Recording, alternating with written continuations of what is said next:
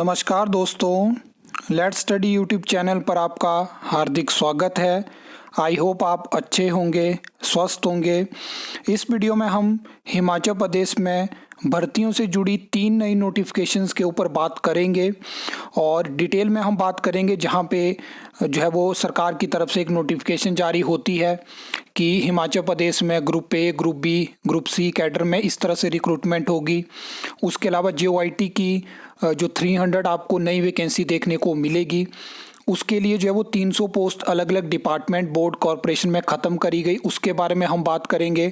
और job training policy से जुड़ी एक नई नोटिफिकेशन, एक नई अमेंडमेंट हुई है जहां पे किस तरह से requisition department, board, corporation PSC Shimla के पास भेजेंगे, उसके रिगार्डिंग एक नई नोटिफिकेशन है। डिटेल में हम बात करेंगे, वीडियो लंबी होगी लेकिन आप इस वीडियो को एंड तक ज़रूर देखना। सबसे पहले आप ये नोटिफिकेशन देख सकते हो, डेट यहाँ पे मेंशन है। तो हिमाचल प्रदेश में जिस तरह से पहले आपको class 1, class 2, class 3, class 4 employees देखने को मिलते थे, आपको पता है कि अब जो है वो उनको हटा के group A, group B, group C इस तरह से कैडर आपको देखने को मिलेंगे। और इसमें एक चीज़ मैं आपको बता दूं कि जॉब ट्रेनिंग पॉलिसी भी हिमाचल प्रदेश में इम्प्लीमेंट हो चुकी है और नई रिक्रूटमेंट आपको उसी के माध्यम से देखने को मिलेगी। अब अगर हम बात करें तो ग्रुप ए और ग्रुप बी कैडर में जो भी रिक्रूटमेंट होती है वो PSC शिमला यानी Himachal Pradesh public service commission Shimla के माध्यम से होगी। और कुछ ऐसी ग्रुप सी की रिक्रूटमेंट भी है जो कि आपको पता है कि अलाइड के माध्यम से भी आपको देखने को मिलती है। उसके अलावा आपको पता है कि PSC शिमला ने अपनी जो ग्रुप सी की रिक्रूटमेंट होती है वो भी वो खुद करवाते हैं। तो वो कुछ उस तरह की ग्रुप सी की रिक्रूटमेंट आपको PSC शिमला के माध्यम से ही देखने को मिलेगी। लेकिन जो मैक्सिमम ग्रुप सी की जो रिक्रूटमेंट होगी उस कैडर में वो आपको राज्य चयन आयोग हमीरपुर के माध्यम से देखने को मिलेगी। नए पे लेवल और नए रूल्स के अकॉर्डिंग JEE की वैकेंसी, JEE की जो पोस्ट रहती है वो भी ग्रुप बी में शामिल हो चुकी थी, लेकिन सरकार ने इसके लिए फैसला लिया और कैबिनेट से इसको अप्रूवल दिया और ग्रुप बी से हटा के दोबारा से ग्रुप सी में ऐड करा। वैसे SI की वैकेंसी है वो ग्रुप बी में ऐड हो चुकी है और भी बहुत सारी ऐसी पोस्ट हैं। तो उनकी जो रिक्रूटमेंट फ्यूचर में होगी वो आपको PSC शिमला के माध्यम से देखने को मिलेगी। तो ये नई नोटिफिकेशन हमें देखने को मिली है। नेक्स्ट हम बात कर लेते हैं JOIT के बारे में।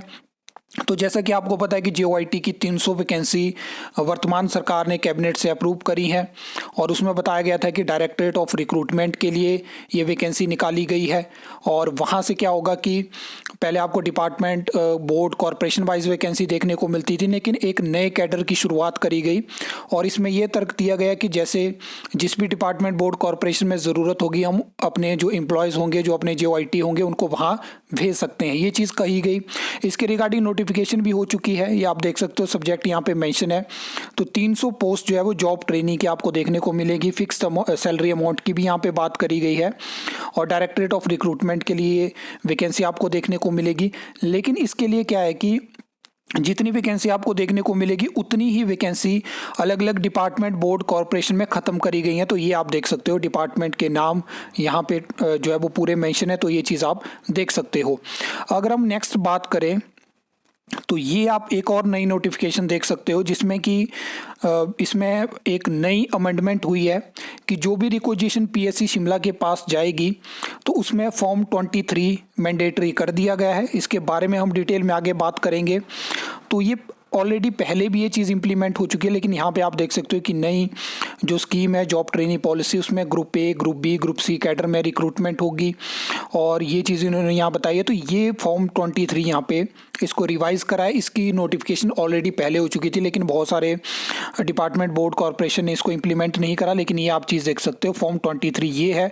तो जो भी रिक्वेजिशन PSC शिमला के पास जाएगी डायरेक्ट रिक्रूटमेंट से, तो ये चीज़ें आप देख सकते हो किस तरह से वो चीज़ें होंगी। आप पूरा मेंशन कर देख सकते हो यहाँ पे, ये पूरा फॉर्म 23 है। आपके काम की यहाँ पे कुछ चीज़ नहीं है, क्योंकि जो भी डिपार्टमेंट, बोर्ड, कॉरपोरेशन होंगे वो इस फॉर्म 23 को भरेंगे और अपनी रिक्वेजिशन के साथ इसको जो है वो PSC शिमला के पास भेजेंगे। अगर वो इसके थ्रू जो है वो चीज़ों को प्रोसेस नहीं करते हैं, तो आपको पता है कि पहले जब सिंगल विंडो सिस्टम आया, ऑनलाइन पोर्टल आया, तो बहुत सारे डिपार्टमेंट, बोर्ड, कॉरपोरेशन ने ऑफलाइन रिक्वेजिशन भेजी तो चीज़ें और डिले हुई, बहुत सारी रिक्वेजिशन वापस हुई, उसके बाद बहुत सारी रिक्वेजिशन जो है वो दोबारा वहाँ पे नहीं पहुँच पाई। तो ये बहुत सारी चीज़ें हैं जो कि टाइमली इम्प्लीमेंट नहीं होती हैं। अब आपने जो फर्स्ट नोटिफिकेशन के बारे में मैंने बात करी है, बहुत पहले चीज़ें क्लियर हो जानी चाहिए थी। सरकार क्या कर रही है, सरकार एक चीज़ें नोटिफिकेशन लेके आती है, एक पॉलिसी लेके आती है, उसके लिए प्रॉपर नोटिफिकेशन नहीं करती है, जिसकी वजह से क्या हो रहा है कि हमारे जो डिपार्टमेंट है, बोर्ड है, कॉरपोरेशन, उनको चीज़ों के बारे में जानकारी नहीं है, उनको पॉलिसी के बारे में पता नहीं है। तो आपने देखा होगा कि अभी मैं एक और बहुत ज़रूरी चीज़ आपके साथ शेयर कर सकता हूँ, जहाँ पे क्या है कि अभी रिसेंटली मैंने एक जानकारी मांगी थी राज्य चयन आयोग हमीरपुर के उनसे आरटीआई के माध्यम से। तो उन्होंने मुझे बहुत सारी ऐसी रिक्वेजिशन की जानकारी दी जो कि उनके पास नहीं जानी चाहिए थी। एक्स सर्विस मैन की वैकेंसी थी, तो डिपार्टमेंट की तरफ से वो रिक्वेजिशन भी उनके पास भेज दी गई। फिर वो कितना टाइम वहाँ पे जाता है, वापस वो रिक्वेजिशन होती है।